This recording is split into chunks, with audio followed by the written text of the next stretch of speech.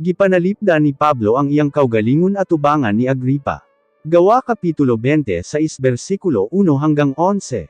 Miingon si Agripa kang Pablo, sige, gitugutan ka nga musulti sa pagpanalipod sa imong kaugalingon. Busamisin niya si Pablo nga musulti na siya.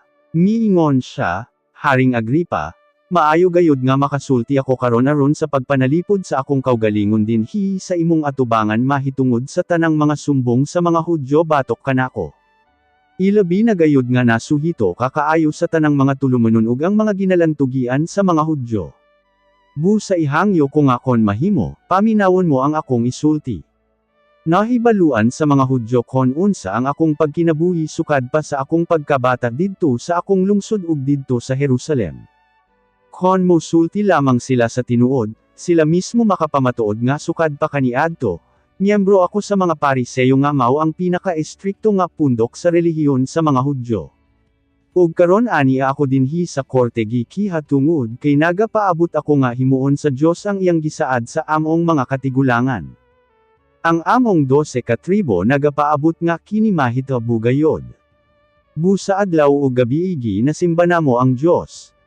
Ug Haring Agripa, tungod sa akong pagtuo ni ining mga butanga, gisumbong ako sa mga Hudyo. Ug kamong mga Hudyo, nganong dili man kamo motuo nga ang Dios makahimo sa pagbanhaw sa mga patay.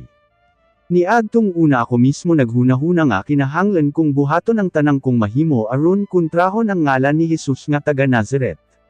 Mao kini ang akong gibuhat kaniadto didto sa Jerusalem.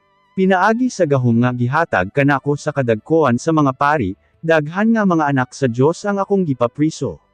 Ug human sila hukmi sa kamatayon, miuyon usab ako. Daghang higayon nga mag-adtoan ako sa mga simbahan sa mga Hudyo aron pangitaon sila, ug silutan aron pugson nga mosulti batok kang Hesus.